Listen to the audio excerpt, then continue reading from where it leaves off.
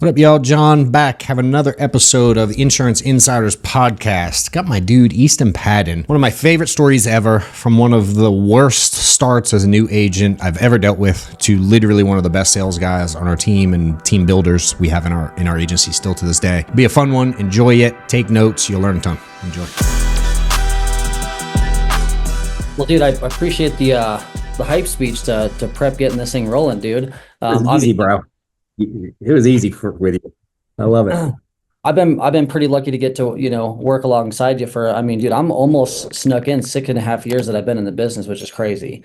Because I still, the industry has changed like what, 3 core times basically since I've been here. My first week was still in-home paper applications that you had to download a fax scanner on your phone, 28-page back and forth fucking trans app, dude, nonstop. And then you send it in, you missed an initial, you drive back to the house to get another initial and date.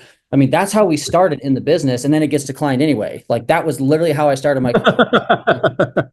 So going from that to like, now we've got mortgage leads that go from $55 to $100 a piece. So like, they almost doubled in cost of client acquisition, which bizarre. And then we weren't willing to give that up. So we just kept paying, dude. We paid to play big time. And then this massive transition into like this digital era of virtual sales. You don't even have to like leave your house or an office anymore, and you can get paid.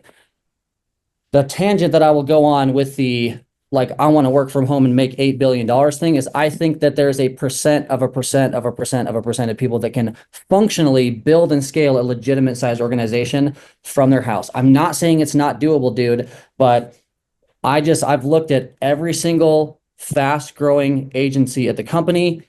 Nobody stays at their house all day and never is around people. Like, that's how it is. Me going into an office, it saved my entire career, dude. And I will die on the stand that if you don't get around good people, your learning curve is going to be slower. And that real-time feedback and that real-time urgency and being pressed by good people around you, or just being around other people going through the same shit, that's a big deal. So didn't want to get too off track, but if this is a sick virtual game now, dude, but if you can get yourself, and it doesn't have to be every day, people are in different areas, but once a month, if you're not in an office consistently, I would go somewhere where somebody's banging insurance and somebody's hiring people. And if once a month you went out for like 3 to 5 days and we're just around that environment, it will drastically change how fast you can move the needle. So that is the biggest like industry thing that I've seen change, is paper apps to e-apps to expensive mail to digital leads to now we can sell anywhere, which causes inherent laziness, for lack of a better explanation. Because if you go out and sell a policy for $2,200 and it's 10 o'clock in the morning, dude, I'm pretty good. I'm pretty locked in for the week. I'm pacing out 10 G's. It's Monday. Like, I don't really have to do anything the rest of the day, which is a huge blessing and a curse if you're not wildly disciplined with some sort of structured calendar, goals, etc. So if you're serious about wanting to sell or build at a remotely high level, it is not a part-time gig for either of them. It's a business is a 7-day-a-week op for like almost everybody. And I know that people hate working on Sundays nowadays, which is why it's such an advantage for those who will. Like, you can kill people now because most won't do Saturdays and Sundays. And if you're willing to do both, not that you have to, but it is such an advantage, dude. And that's the guys that are moving the needle the fastest. Don't take a lot of time off during the week, month, year when they're in this big crucial building phase. I think we were, dude, 7 days a week minus Christmas and Easter for almost 3.5 straight years. I didn't miss a fucking day in my schedule, dude. Like, I was pretty good about it. Now, I had a good support system, I will say.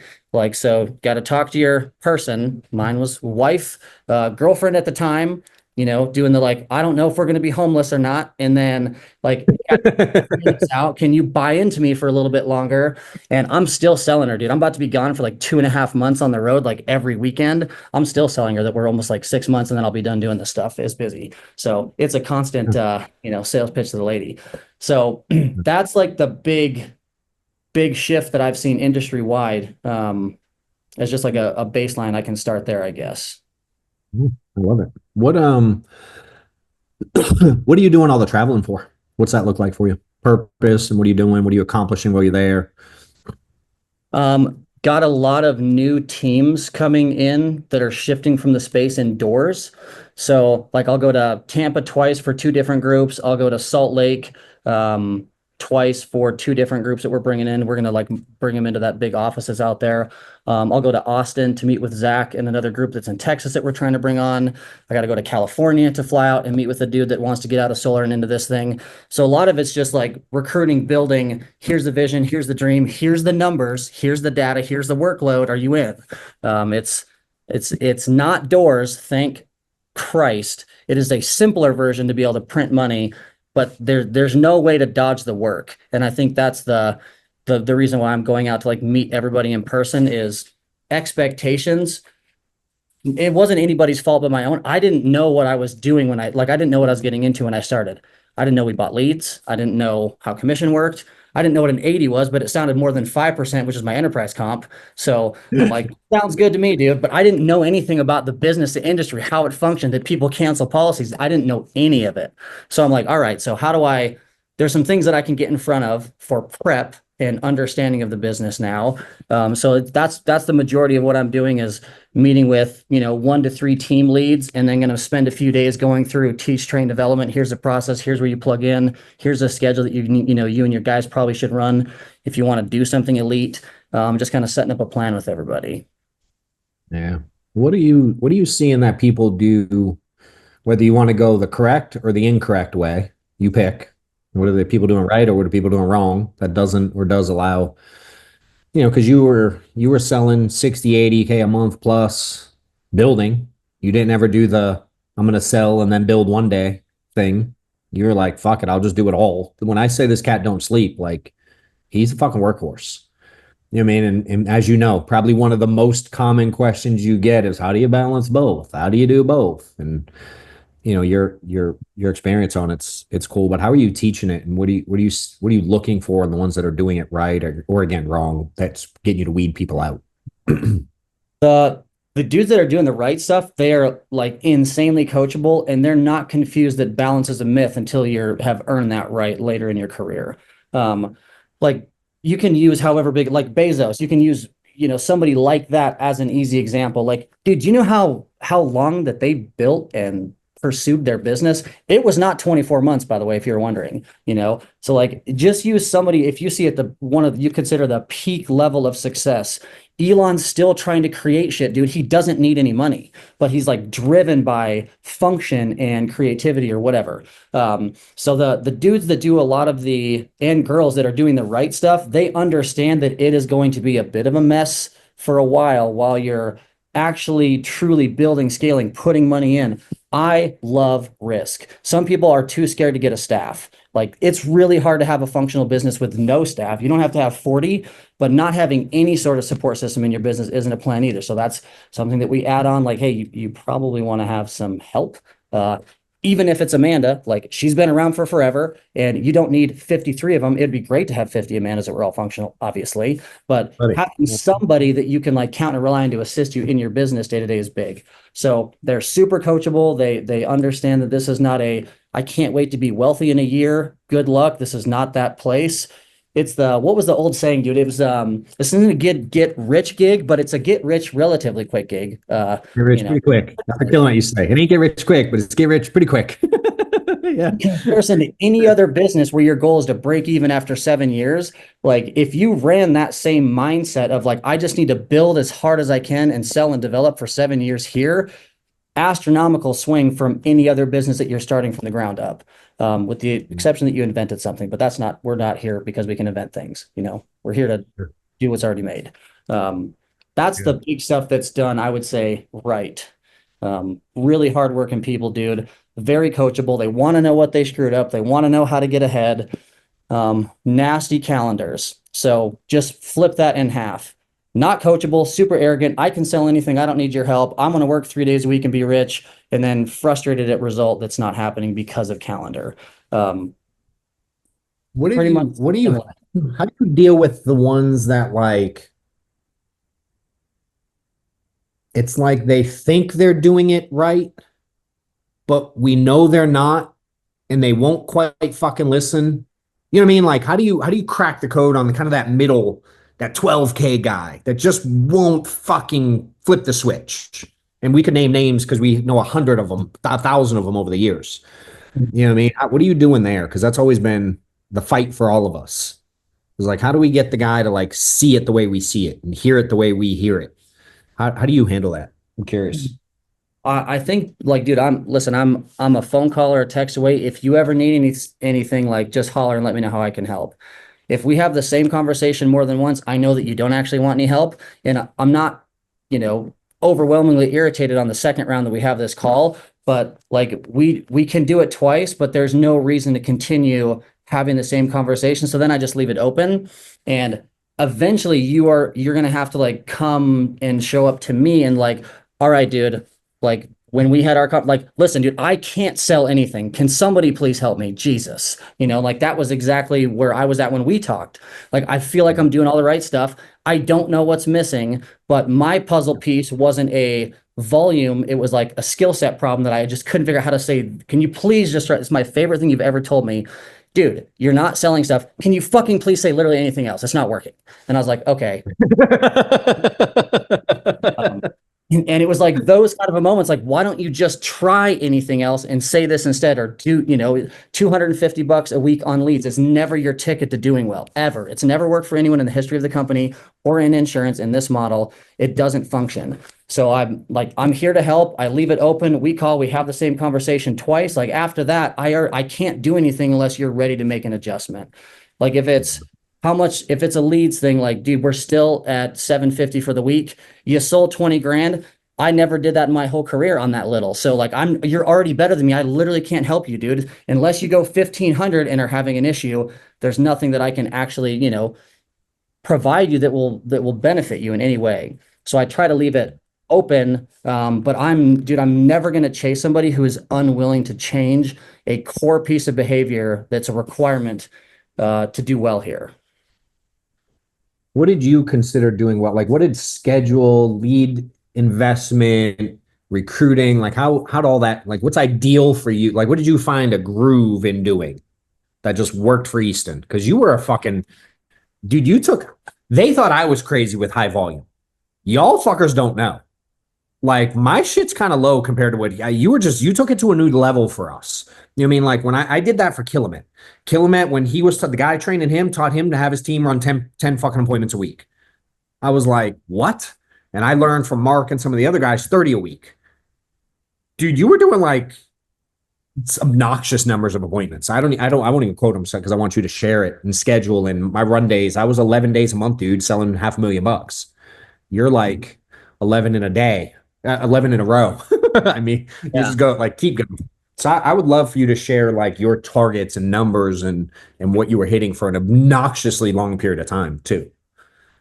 Yeah, I wanted to have right about 44 appointments on the board was kind of like my minimum. It was 11, 4 days a week. And then if I was traveling, I would always throw another 8 to 11, depending on how I could structure like my dial day. But I'm going for somewhere between 40 and 50 on a pretty consistent weekly basis because I knew that I was a bad quote unquote closer. Now I got very, very patient. Like if I got into a good financial situation with a family who had a big need, they had money to spend, I was very, very slow and methodical, which is, I closed 42% of my appointments in 2020 and I sold 780. It was my first big year in sales. And it's still an F in the closing department. So I was never focused on how do I get 44 to 80. I was just like, dude, I'll just keep running. And then as these good appointments show up, I'll just slow down and do a good job. And so like my average was still right about 3 G's a close. And I didn't have to, be the elite closer picking up 27 apps. I was like 11 to 14 apps a week, dude. And that always was between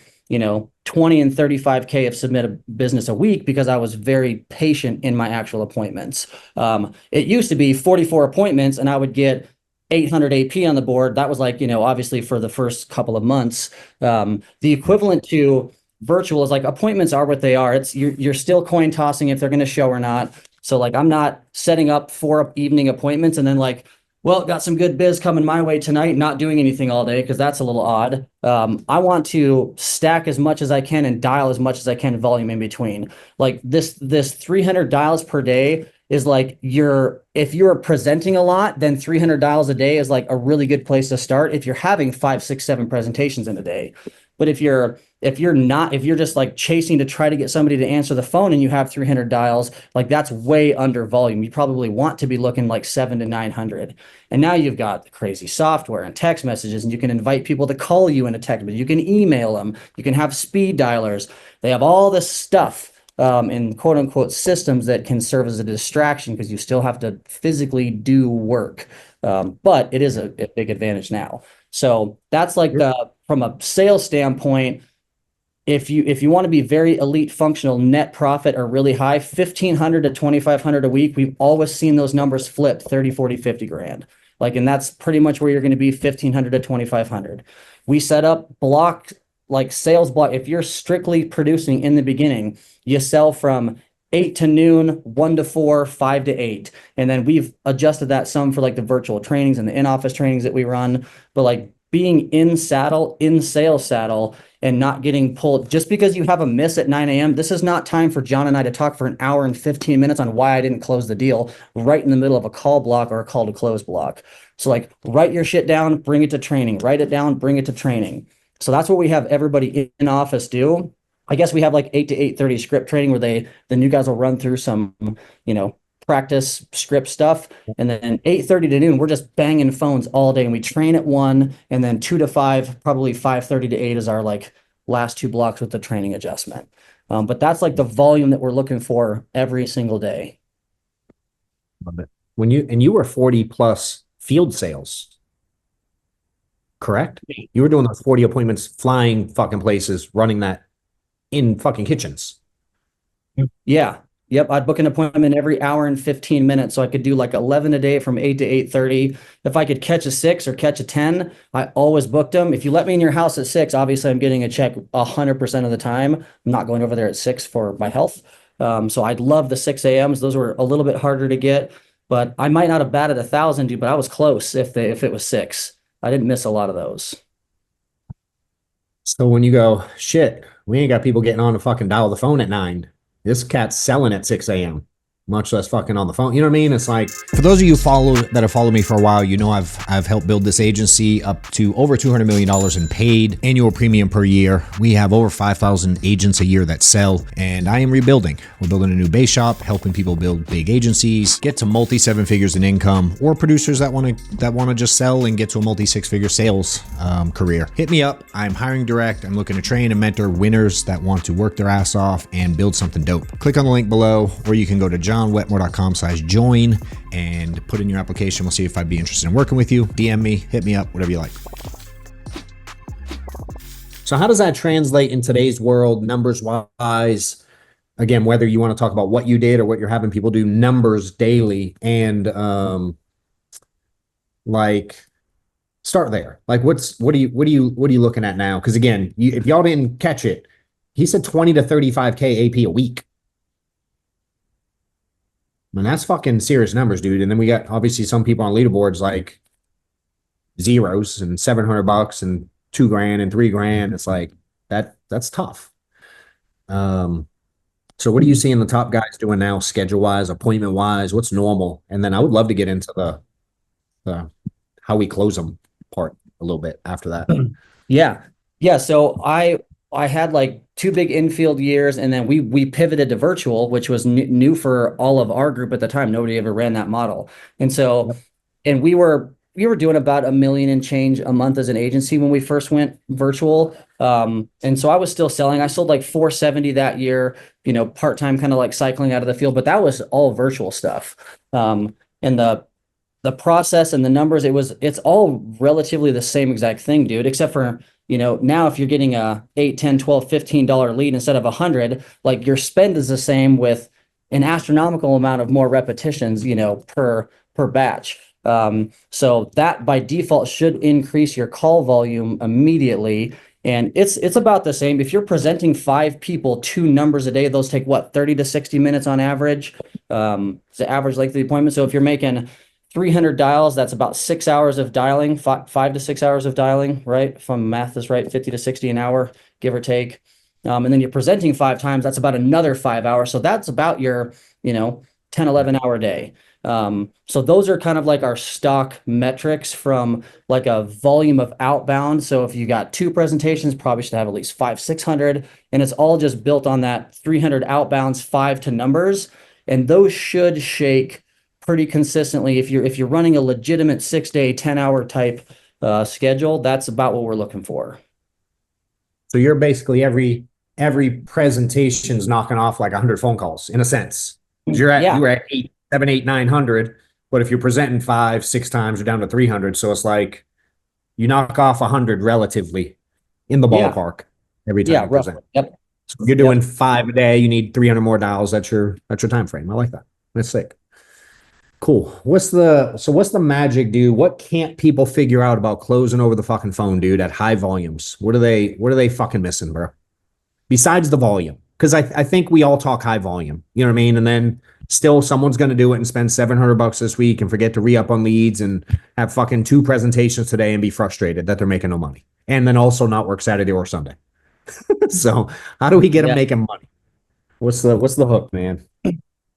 So structurally, it's almost the exact same as you would do any other like insurance sale at all. Like you have your intro where you're building credibility. Hi, John, this is Easton calling you back about blah, blah, blah that you sent me. God, this is your birthday. This is your address. This is your beneficiary. This Brett, whatever you guys are calling. You just confirming a couple of things and then making sure that we're headed in the same, like, you go tomorrow, who's in charge, blah, blah, blah. I feed license and credibility info early. So as soon as I get like direction and purpose behind the appointment, like purpose for purchase kind of thing, I'm going to take a step back and like, hey, John, before we get too carried away, just want to make sure you saw like text or email, sent you over all the credentials, just to make sure you knew I passed state federal background check. I'm live to do my job. So if I take your info, I go to jail, they find me, I lose my wife, all that bad stuff. And I do some kind of crack joke, like a pull away, like, dude, it's relax. It's just insurance, dude. I'm just here to help you. So I do need them to have my stuff. And then I'm like, also, just to make sure you know this is what I do for a living. And if I mess with your stuff, they literally find me, put me in jail, take my ID, default setting, the wife goes, she's not going to be around for that stuff. And like, that's kind of how I start a lot of my calls is, here's my serious info. We're just doing insurance, dude. We're not, taking out a house. So it's not that complicated. So now they've got my stuff and I've got their stuff. I know the purpose behind like, what direction are we going? You're not around tomorrow. Who's in charge? Have you guys talked about it? Is this the first time that you've done it? Do you have anything now? If you do, why are you looking for extra? Is this for house? Is this for income? Is this for funeral? I just need to know where we're going to go. And then it still applies today. I am actually just looking for quotes. I forgot to tell you that. Cool. You're looking for quotes because you don't have any insurance now, or you have some and it's not enough. Does not matter. I always have direction, always. And it still works all the time. So it's, it's not confusing just to give people a direction to go. And if you're like, well, I can never get them to tell me, like, all right, John, if you're not around tomorrow, are you married? Cool. Are you the primary? So if you're not around, pretty difficult financial situation long-term for the wife. Is that fair? Like, just give them a direction to go and then confirm it. And now at least we have direction. So intro, why, then we need to set like the structure of how this process works. Job is super easy, John. There's like 50 companies that do this stuff. That's who we underwrite for. I basically grab some info from you. I'm going to shop all of them. I'm like the Expedia or Amazon of insurance, whatever you guys want to use.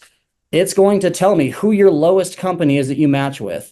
After I figure out the company, you're going to custom design your own plan and price to the penny of what you guys want. And then from there, all I do is shoot it to the insurance company, make sure they get your offer back so that you're live. Something happens, the wife's good. Does that sound easy enough? Like, that's it. Just like, what's the process? What are we going to do today? Just give them a little structure. Obviously, that was very hard for me to do for some reason, just to make a statement early. It has to be non-negotiable on the phone because you're about to grab all these people's info. They need to know that you're going to shop, find the cheapest one. They get to make their own plan and price. And then my job is just to get them an offer back. Dude, it's pretty easy gig. Like, we're just taking orders now. So now we've got intro, why, and structure of the appointment. Your client worksheet is just data gathering. Like, how much do you make? What are your bills? And what's your health? Like, there's a sheet that you can fill. Do you guys use that still, by the way? They have. I don't know that anybody uses them, but we have them. So I understand what questions are on that thing, but it guides you structurally to not miss any important info. And I rearranged it a little bit to like how I was running appointments when I was in the house. So I get, age, smoker status, beneficiary info. I get all of their soft budget bills first. I want to know mortgage, cars, insurance, ballpark utilities, ballpark dumb spend, and emergency fund money. Like I'll total that up. Let's say it's $3,200. John, what's your ballpark monthly income? 5 G's. Now I know we've got $1,800 that's unaccounted for. I'll give them another 500 just in case. How are they possibly going to object to cost? I already know they have a grand that they don't do anything with, that's not attached to a bill, that they're probably spending in an unintelligent manner, because that's what we do as consumers. We just spend money if we have any left. Like that's kind of what we do in America. So I'm doing all of that stuff so that I have a very clear shot. Dude, if I find somebody that has a grand or anything more than that left in budget, great news, John. Based on your guys' debt to income, you don't even qualify for insurance that's at a range. So you guys can literally design this exactly how you guys want, as much as you need. Sound good? That gives me full permission to show whatever I want. Like I already know they got the money. I already know that we have a need. I can't overshow. I'm not going to show them something for more than $1,000, dude, but I can show them something 250 to 500 and feel zero emotional tie to it, because I know they can afford it and they have a need I can fill. And if you're in a appointment with a husband and a wife, the reason that income section is so freaking important, if I find out that you are 60 G's a year and you're 45, when you're 55, the wife is already out 600 grand, dude. Big problem. You guys have 100K at work. Awesome. That's gone in a year and change, not counting the funeral. She doesn't make any money. 600 the first year. Now we're at 1.2 million by the time you're 65 trying to retire. Makes sense why you guys are looking. I can use long-term income loss to drive up need. And now we know that they have money. They have a huge need that I can fill. Now it's game time, dude. Now it's just like, don't overshow and make sure we're on the same page. If you overshow, if they have budget, that is a you problem. That's not good. Last piece of expectation that I do on those calls is like, I just want to confirm if you've done this before. Like, John, this first time getting insurance sounds like, yep, okay, cool. It's no different than when you go to a dealership to get a vehicle. It's all the same stuff they're going to ask you for. You know, license, birthday, address, social, bank you guys use to pay, and all your beneficiary info. They don't even bang your credit anymore for insurance. It's like they do cars, so you don't even have to deal with that process. That sounds easy enough. You got access to all that info. Wanted to make sure I told you, because they are going to ask when we get that far. And like any objection that I'm ever going to get, I've already pre-framed, I've set the structure, I know what their health is, I know what their money is, I've done soft closes through the whole process. Now they know what info I'm going to get from them after they design their plan. What kind of object? I don't want to give you my social. Cool, did you get my ID? Remember how you went and got a car, they had to know who it was? You have to give your social to an insurance company. That's how they know who to pay when you're dead, dude. Like, it's the only way that this functions. It's tied to you, driver's license, social. If that matches, we can pay the wife. If you don't supply that, you can't get insurance, because it's tied to if you're alive or not. Remember? Cool. All right. So what's your social? And like, I can go in this endless loop with them, dude. But you can't object to anything if I've already prepped the entire appointment, what the process is, how it works. I don't even care. I don't care if you do 550, 500, 5 million. My job is to place you with however much you can get for the cheapest and how much you want. Sound good? Like all of that different stuff that you can say. We're just trying to downsell into permanent affordability, because we want to capture really high level of persistency business. Think about this, dude. We make $1,000 an hour to close on average, let's say $1,000 an hour. So like you nickel and diming someone an extra 20 or 30 or 40 bucks a month and pinching them because you want to make dude, it's $1,000 an hour to do our job. Like, why not just take your G? They keep it forever. You keep your business on the books. Their family gets paid when they die. Universal win for everybody. So we downsell like crazy to make sure that that stays. It's exciting to see 3K on the board. It's a lot more exciting to keep it. So just sell one at a time if you need to, but we don't have to rate drive and like milk people's budget. We just need to make sure it's good forever. And like, that's what we hammer like in like all of our trainings and our office stuff, dude, because it's a lot of money. I mean, what were you guys doing before? Making $1,000 an hour to close. Like, that's a crazy amount of money to sell insurance to people that ask for it. So no reason to press budget stuff. But anyway, that's the budget soapbox thing. But that's our entire process, is trying to like understand direction, build credibility through my ID, set structure of the appointments, suitability wise, just like, dude, how healthy are you? What do you make? Where can we fit you? All right, here's your options recommended by the insurance company. Which one's easiest that you think's enough for the wife? And like, it's very, very simple. I don't know if that I think that goes through most of it. It's super informal, as structured as it is. It's very just you being you. You know what I'm saying? You're just fucking making it simple, slinging it out like you're talking to a buddy, and not taking anybody's bullshit nicely, Yeah. of course. You know, which is funny because early on you are, and it is very structured, but you come from a very corporate background. You know what I mean? Mhm. So to just kind of let loose and be, I remember at the beginning, dude, you were tough because it was so robotic. You know, I see this dude Max in here now. He's so good at sales, but like we're working on tonality and the way he speaks. And then some people are so formal, they turn on like the weatherman voice. You know what I mean? And like, they get into, and you've learned how to just be just Easton with structure and control, and not let people walk all over you. That's been neat to see. Because that first one that I heard, I bet I still have it somewhere in our text or something. I want to one day share it, bro. We should go find that fucker. He was one of the first ones I had to record himself, because early on I was trying to figure it out based on what the agent said. Easton was early on where I was like, yo, why don't you record one and send it to me? And then I heard, not only did I get to hear what he said, but he then said to me before he sent it to me, or as you sent it to me, you were like, oh fuck, I hear what I'm doing wrong now. And it was a big light bulb moment for me. And now I don't fuck with anybody unless they're listening to their own shit, because it gave you such valuable information when I was looking for information. You know, it wasn't so intentional when I did it with you. I was just tired, and I'm like, dude, I don't, just fucking send me one. I'll listen to it. Dude, and we don't even do it on purpose, but it's like our default setting as somebody who's new and doing shitty is like, dude, that's what I said, John. Like I said that, and now it's like, well, let's find out. Let's find out if you said that or not, because I can actually listen to it, and there's no like scapegoating that you said those exact things. Because if more than likely, if you would have said this exact structure of things, how we discussed it, you wouldn't still be getting like, well, let me talk to my financial advisor's twin sister who has a brother that I once knew that lives in another, like, I don't even know what we're talking about now because we're so off track.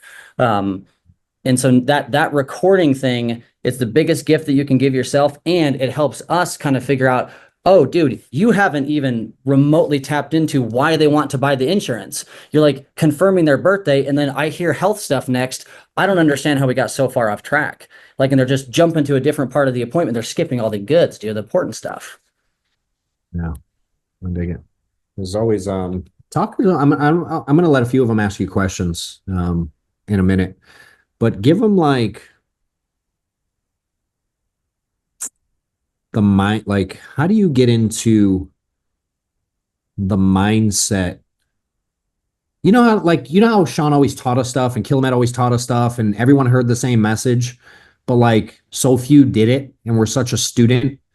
Can you kind of cover the mindset part, but also like explain what it's like to be a student of this game? Like, what did you do to get better? If you had to explain it to someone very simply, because I watched you do it years. It's hard to explain years worth of shit in a couple minute conversation, but I would love to give some insight into the seriousness level at which you took really perfecting your craft.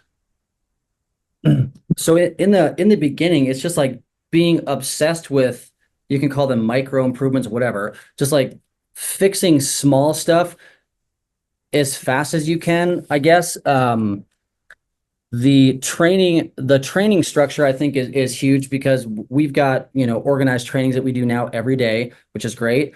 But that is like a fraction of how much that you should be trying to learn. So the reason I used to get up early, this was before I was getting up early to exercise. I would get up early to listen to trainings at 3:30. And that's what I would do from 3:30 to 7 or 3:30 to 6:30 until I got up into the Denver office, because it was an hour and 20 commute for me when I'd go up there. So I would listen in the morning, I would listen during the entire drive, and probably not the safest stuff in traffic or whatever, but I have a notepad that I am actively making notes on of like, oh, Matt Smith said this specific thing, how John sells mortgage protection to people over 60 that are banged up. And like, I'm taking notes and like saving and texting myself links to listen to later if I, found a little piece of gold in there.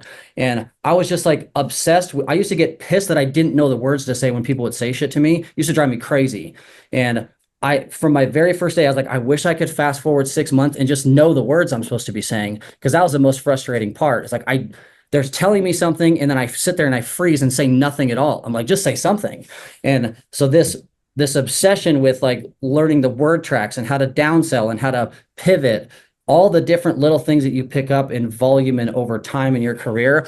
I wanted all of it as fast as I could. So in between every possible like driving break, appointment break, training break, all I was doing was listening to trainings from everybody that could sell. And I was not very polite to the people that wanted to help that couldn't on paper, which was a big blessing. I mean, I'm sure there's people that thought I was pretty rude because I was like young in the business. And my first question was always, did you sell 30 last month or not? Please stop talking to me, because that was what you guys told me to say. So maybe not the nicest thing, but I'm like, I'm already shitty, dude. I don't need to get shittier. Please stop trying to help me. You're not good either. And so I was very protective of who I was listening to, and built and lost some relationships, I'm certain of it. But that is like one thing that I would ever mess around with, dude. In this virtual era, everybody's a fucking coach. Everyone wants to be a coach because it's fun to teach people and watch them improve. It's just, dude, you're still not good either. So like, we're not helping each other. So be insanely careful on who you listen to. If you're taking builder's advice from someone, like, okay, when was the last time that you grew? Because there was a phase where we crashed in our business, dude. Like the industry changed and I didn't know what to do. And our business burned to the ground. Went from 1.8 million to 500 grand. That was worse than starting for me in the business, because I'd already hit this big peak high. Like I'm cash flowing, I know how to make money, I'm selling a bunch. And then the market changes, my business turns off. And like, guess what, dude? I still had staff bills, all that other stuff. So now I'm like, all right, who do I got to talk to now to learn how to rebuild?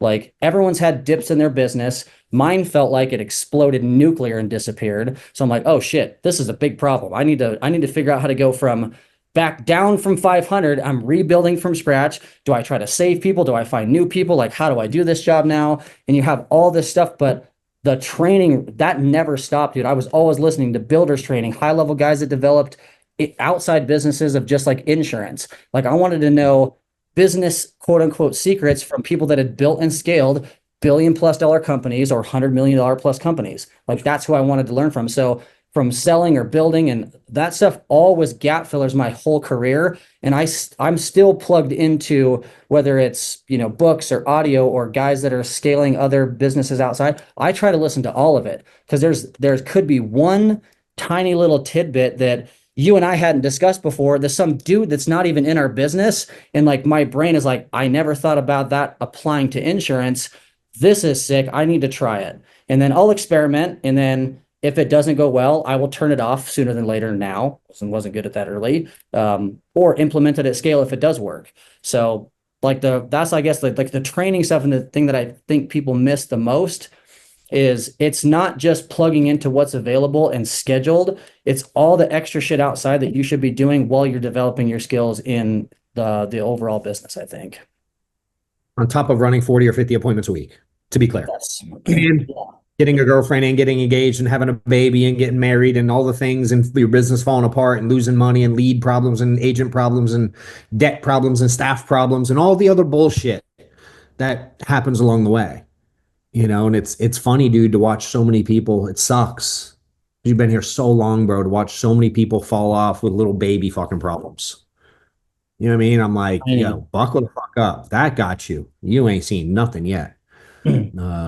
So it's been cool to watch you figure this thing out. And I remember you were out there at sea, flapping your fucking arms, trying to stay afloat, for sure. Yeah. It's been cool to watch make some shit happen. What up, insurance agents? If you're looking for a roadmap on how to win in this industry, check out the book I wrote about a year ago, Do More Now, Get Better Later. Check out the reviews here somewhere. My team's putting them on. I'm getting tons of great feedback about all the people it's helped. Appreciate those of y'all that have bought it. Appreciate all the reviews that are going out. If you're new to following me or the industry, check out the book and get it in your hands now.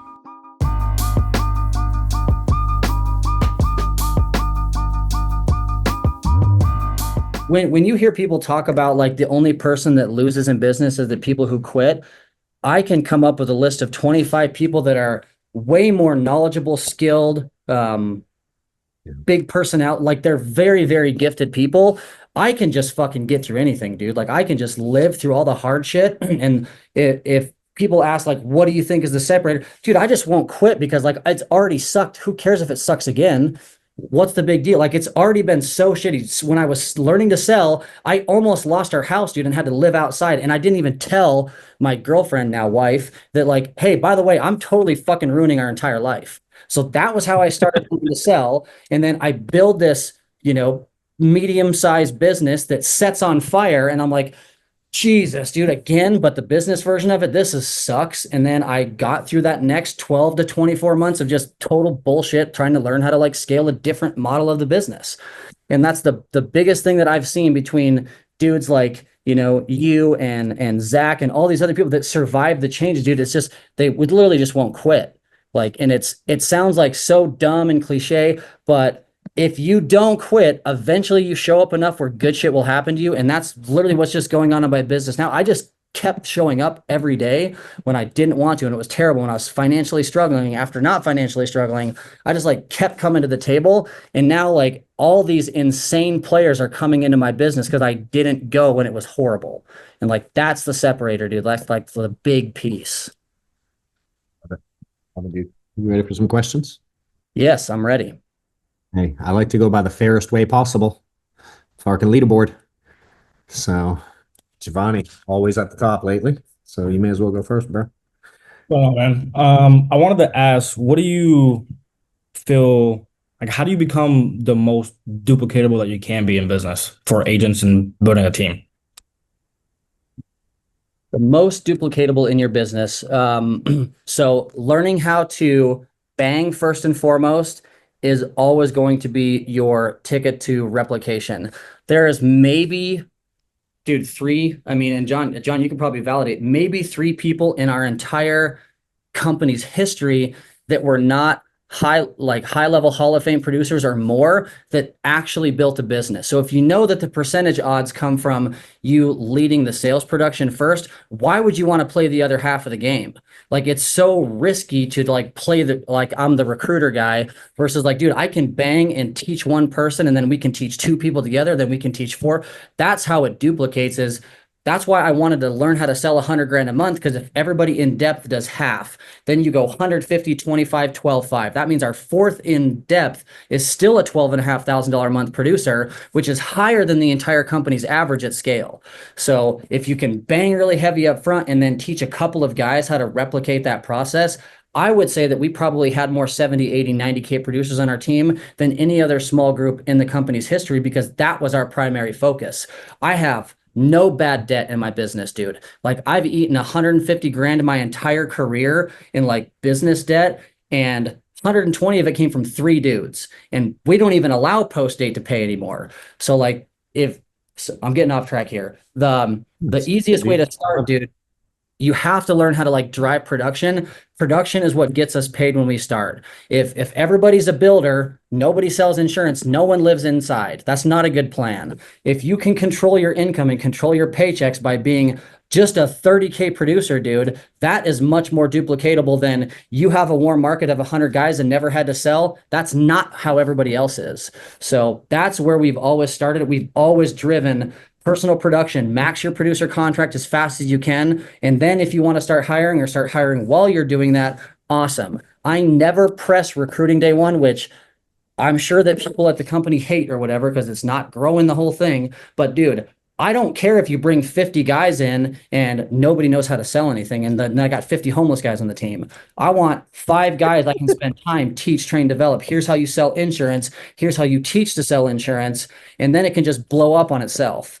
I would much rather run that play all day, because the stats say that that's your best odds of success, is to sell first, teach, then do it at scale. So that's like the duplication piece. I don't know if that's your whole question, but that's the easiest place to start, dude, is you got to learn how to bang, and you should have a high producer culture, especially in the beginning of your business. First time that we did 250 grand, it was 4 writing agents on my whole team. So we were not like this mass recruiting group. We were the exact opposite. Everybody banged on our team. Everybody was profitable and made money. And then we just started adding over time. Love it. Can I ask a follow-up question real quick? Yeah. What are what are like characteristics of like leaderships that you see from people who are trying to become leaders to like start investing into more and pour more time into them? I just want guys who'll show up, dude, not bitch. What I would say Wetmore and I are probably relatively similar there, dude. This is the most unpredictable recruiting place of all time because I've got Jesse, who changed tires in a tire shop his whole life, has never sold anything, sells 60 grand a month. And then I've got the ketchup gloves dude and the white popsicle, whatever that is, that was the number one F&I guy. He sold more than anybody else at any dealership in history, and he won't dial the phone more than 8 times a day and like has to go back to doing cars. So I just like, are you coachable? And will you actually let me help you? I don't have it all figured out either, dude. I literally am constantly screwing stuff up every day, but the selling insurance thing, I do know how to do. So like at least let me help you with that part. And then here's the schedule. And I let people tell me now, when I first started bringing people into my business, I just said, dude, if you don't even have a desire to sell 50 grand, we're not going to click well. Cause like, my brain doesn't function that there's a place where you can sell 50 G's a month, net out 35, and you don't have an interest in that. We're not going to be similar. Like we just won't click, dude. And so I wouldn't even hire somebody if they didn't at least want to make like, 4, 5, 600 grand a year. That is changed now where I'm like, Giovanni, what do you want out of the business, dude? What is your goals? What's your minimums? What kind of a calendar are you willing to run? Like, what are you willing to go through to get to where you want to be? And then you tell me, and then if you show up every single day for your first 90 days and do exactly what you promised you were going to do based on what your goals are, you're the dude that I connect with every single week, if not daily, moving forward in my business. If you show up really hard for 4 days, I don't hear from you for 2 weeks, dude, we probably won't chat again, to be honest. Like it'd be very unusual if we were going to link up because you already told me this is what you wanted and we didn't even make it 5 days. So I'm just looking for like follow through on everybody wants to build, everybody wants to get rich, everybody wants all this stuff. Will you do it or not? Like that's the separator. That's who I spend my time with. Appreciate it. Makes sense. You got it. You want to go, bro? Tyler's a couple months in. Tyler's made some money in the past, running a team, alarm sales, switching over to this, trying to figure it out. Life's punching him in the face a little bit, but willing to work, dude, willing to spend the money. So that's the preface before whatever you want to call it. Yeah, you touched on this already a little bit, but I was just going to ask if you can run through it again, like the schedule and lead flow you're bringing guys into to get them to 50K a month as quick as possible. So to right out of the gate, if somebody doesn't have $500 to put into their first lead spend, like you can't work here until you have that much. Now, exceptions to the rule would be if you're running an in-office like lead assist program, which only functions if you're shoulder to shoulder with closers. I'm not a big like lead assist guy with people all over the country that show up on Zoom a little bit. I don't think that that's a good plan, especially when you're starting. So we're just going to assume you're not in an office with people that you're feeding leads to at a 65. So if I'm bringing a contractor into my business, 500 is the minimum barrier of entry. We're going to get some age stuff so that we can get volume. You're going to get throttled. If you're willing to show up for the entire week and you get beat up and don't even break even, I will have your back next week on the leads. Now, I would be careful with that in the early days. Again, like you don't want to start feeding people because they had a bad week and you're like, dude, I still got to sell also and get leads for myself.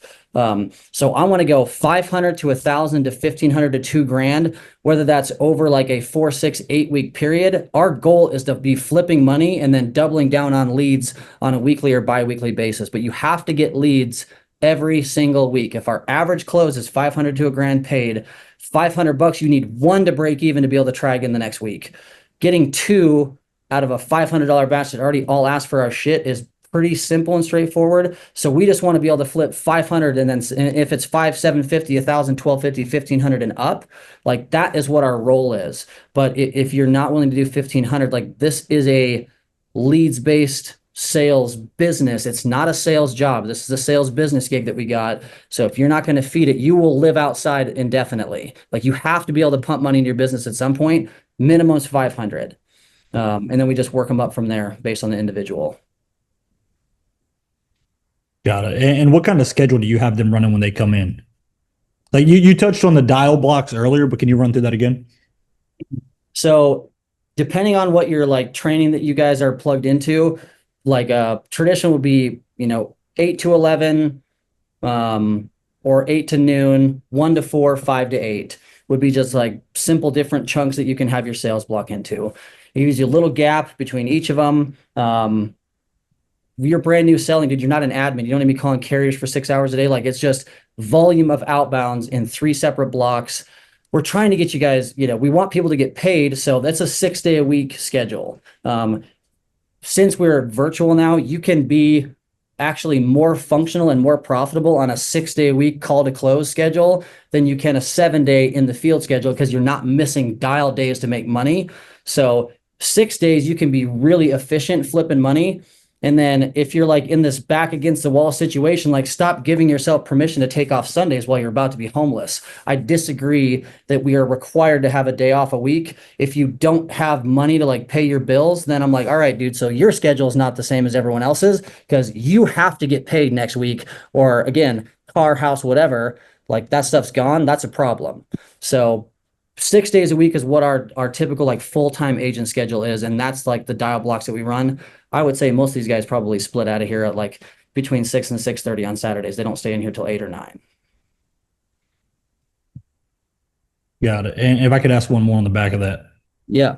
When you were running that in the field, where were you squeezing in recruiting on top of that? What'd that look like for you? In between drives to appointments at airports, in between flights, if I would get back, I would take some pretty late scheduled interviews, like after I'd land and get in a new territory, depending on like, cause I was going anywhere from Pacific to East Coast to run. So I had a big time zone swing. So I was just kind of figuring out who was available in what time zone when I was going to be in a stable spot. And then sending like a pre-recorded Q&A video, which is what I would do now. Fucking wish we'd have done that back then. Saved me a lot of time. But I would record some like, here's the questions that everybody asked about insurance sales. My name is Tyler. Here's how it works. And then just have some little cut thing like, hey, watch this. If you have no interest in it, please do not schedule an interview. If you're like, hey, couple of follow-up questions, this very much piques my interest, like, let's schedule an interview at this time. That's what I would do now. When you're in home, like it's just like a tougher, harder to recruit gig, because you literally don't have the time that we have now to like schedule interviews, because I've got appointments all day. So if I miss one, I'm just driving to my next one anyway, interviewing in between. So I would set up some sort of like, if you're selling full time, then set up interview blocks that are, if you want to call it quote unquote dead time, which I hate to admit is a real thing because I think it's a little weird, but this like, oh, from 11 to 2, nobody answers the phone, then just fucking interview for 3 hours and then back on the phone at 2 o'clock. That's what I would do. And then I would spend all day, like Sunday would be massive interview day, dude, because like nobody else wants to work and nobody's at work. So Sunday I would be trying to do like 30 interviews a week, every single Sunday. Just to start anyway. So yeah, I appreciate it. You got it. I'm gonna go. Let's see. I'm gonna go one more. Brandon, I don't see on camera. Max, you got something, dude? I'm gonna let you roll if I see you out there. Man, I missed the beginning part of the presentation. I think that was really good. I guess like one like follow-up. So just to make sure I confirm this right, you said 300 dials, and 5 presentations. If you don't hit 500 presentations, you're going for 600, right? Yeah. Okay. So 300 dials and 5 full presentations is like what your goal on a daily basis is. It's just to give you trackable metrics of like where you're at for the day. If you have a confusing result, like at the end of the week, and then we got all your shit and you presented 8 times for the week and are averaging $150 a day, like that's an immediate, like we know exactly where your problem is. So it's just to give us some sort of baseline on what kind of volume of work that you're doing so that we can aim you to the right direction of, is it not enough leads? Is it not enough dials? Are you presenting to everybody, but you're just horrible at closing? You have no structure. It just helps us fine tune where your miss is. Cool. Appreciate it. You got it, dude. What up, y'all? So YouTube memberships, we have one now. Right next to the subscribe button, there's a neon white join button. You can't miss it. Subscribe, whatever it says, click the link, get in there. I do a ton of coaching, teaching people how to dial, corrections, working on their presentations, working on their mindset. I will coach on theory, but I like coaching real world stuff. And if you join the membership section, you're gonna see live coaching where I'm not only helping people, but every once in a while I get in there and dial myself. There's some cool videos coming out, tons of content. All of the training videos will be directly on my YouTube channel. That's available to members only. Super easy to find. So join now if you're interested. Click below. See you in there. Can I butt in with a question really quick? Was that you, Kyla? Yeah, Yeah. it's me. You're allowed for sure. Go ahead. Yay. Okay. So I'm actually going to go back to the duplication question. So sorry to rewind you.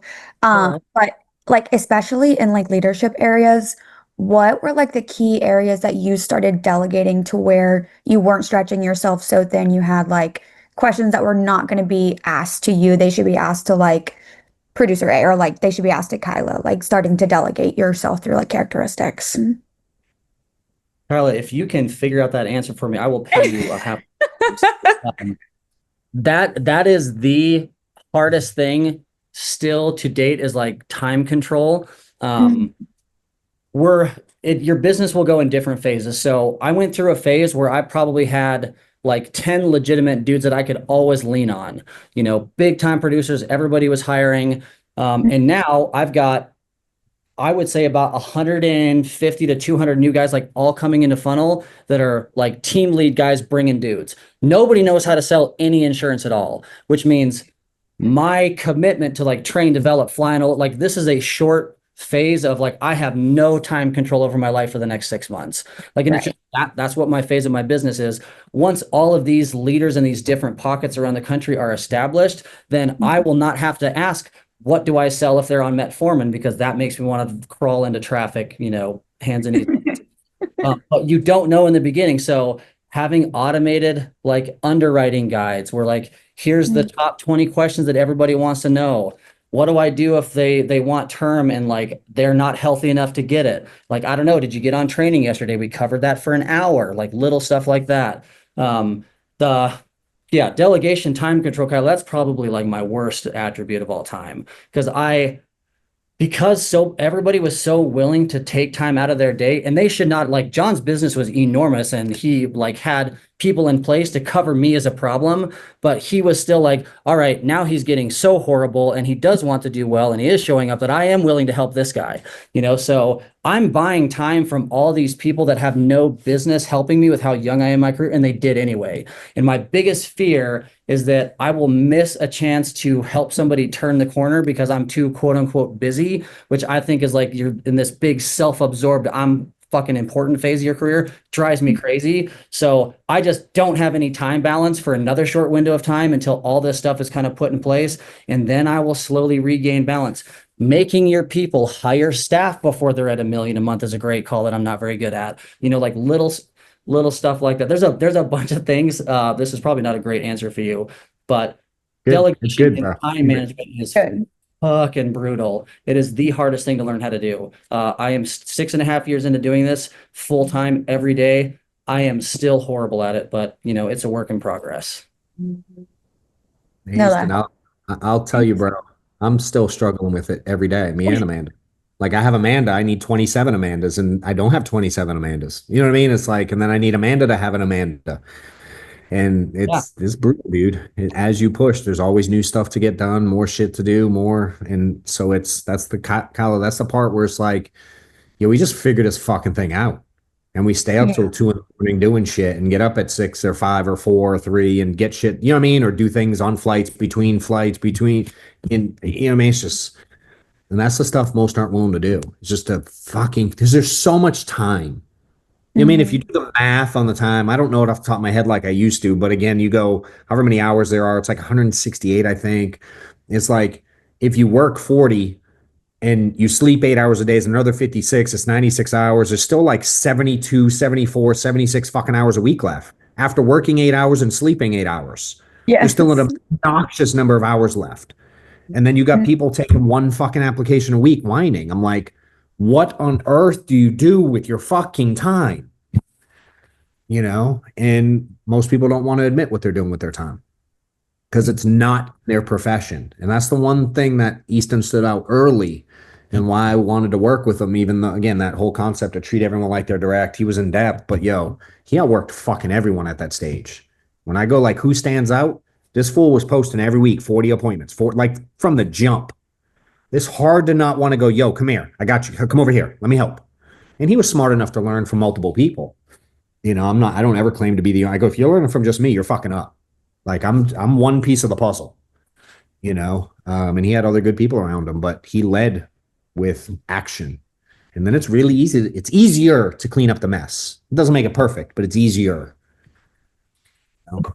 And here's kind of, I'll add this and then whatever you need to wrap, John. So I think the most confusing or biggest misconception that I had was I was like, I can't wait to get into Zach's position and then into John's position and then into Mike's and then into Sean's. I can't wait to get that to that point in my career where I have a little bit more of like a hands-free autonomous business. My life's a little bit smoother. I have a little bit less of a whack schedule. Like I just assumed when you built this thing to a, like you just had this time back, and then it is not like that at all. I actually got pissed at Zach the very first time that he told me.